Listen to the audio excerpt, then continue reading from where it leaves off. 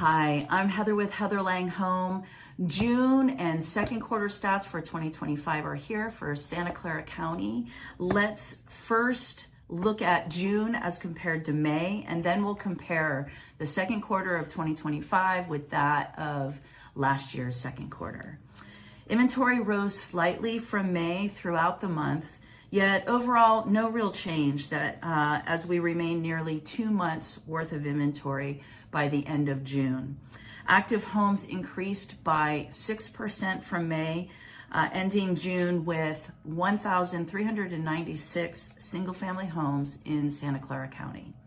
Pending sales went down by 11% and sold sales went up by 4%. No marked change in the average days on market, with homes still taking an average of 18 days to get into contract during the month of June. It's a typical summer trend that we're seeing, with June often having fits and starts of buyer activity due to graduations and buyers and people in general going on vacations. And that said, with higher inventory from what we've seen in past recent years, combined with the continued sense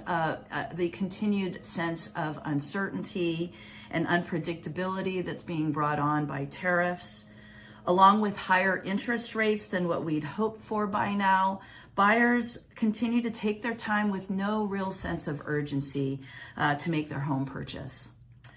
The 30-year conforming fixed rate reduced slightly by the end of June, down to 6.87%, as noted by Bankrate.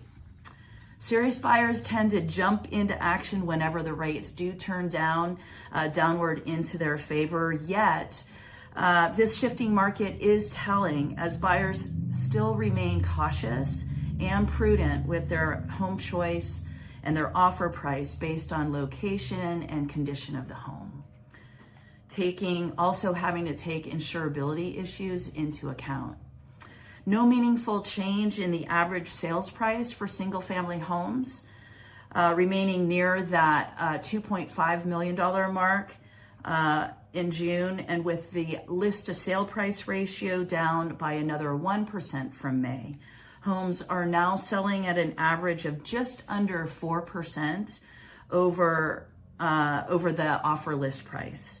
And we've begun to see more price reductions throughout the month as sellers' homes are staying on market longer than they want them to be.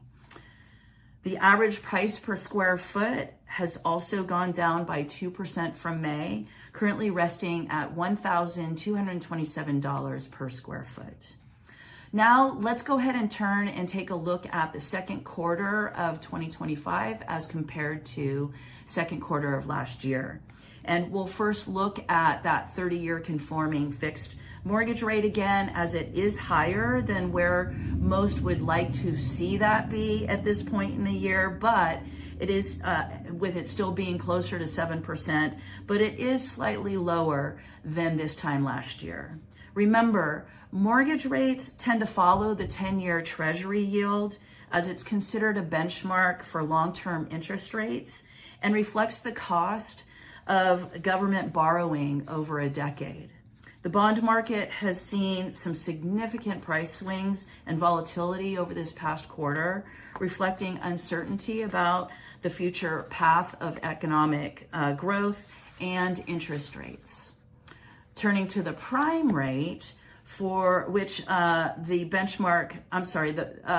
is the benchmark that banks use to help set interest rates for mortgages and credit card loans, and determined by the Federal Reserve. It was made clear from the June meeting that the Fed is in no rush to reduce the prime rate at this time.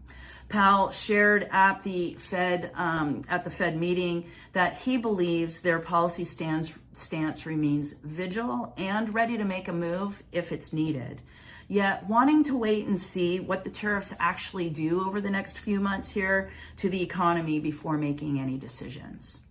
The central bank surmises that unemployment will go up and economic growth will slow down in the near future. and that inflation will likely go up and then come back down again. Powell remains prudent, saying that this likely trend still cannot be assumed, and that mentioned that part of the Fed's job is to make sure that a one-time increase in inflation doesn't turn into an inflation problem. And with the tariff environment that we're currently in, mind it be one that has not been experienced in our nation for nearly 90 years, it makes for a challenging and unpredictable environment to foresee the economic future before us.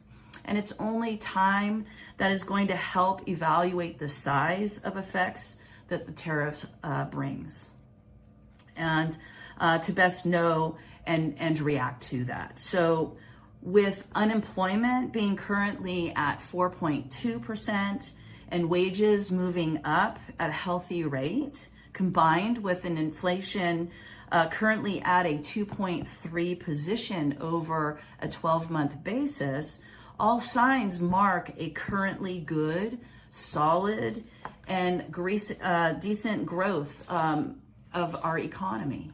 So Powell is expressing this to be a good position for us to be in at the moment. One, to remain vigilant, of course, and at the same time, he is confident that there is time to watch carefully as we move into the next quarter and assess those effects of the tariffs on our economy and make decisions from there.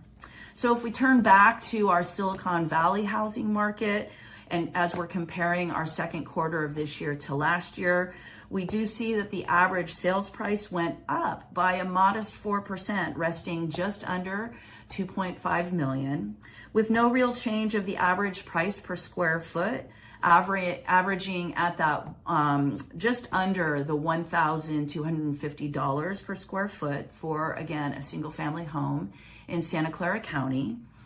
And buyers have a more buyers are welcoming more choice in the market with 31% more inventory than this time last year, further quelling that frenzy that we'd experienced in the past with the seller's market and competition that buyers have been experiencing to win homes from when inventory was a lot lower. As we continue to discuss this shifting market that we're currently in, it is important for us to also remember that we are by no means seeing any kind of crashing housing market. We are just merely returning to a more normalized market where sellers are now needing to be more open to negotiating with buyers. If their home is not in pristine condition and or in the most optimal location. If you would like to learn more about your neighborhood and the market in your area, reach out to me. I'm Heather at Heather Lange Homes, 408-207-3130. I have an excellent and successful buyer plan and seller plan to share, and would love to share those resources with you so that you can have a success in reaching your real estate goals.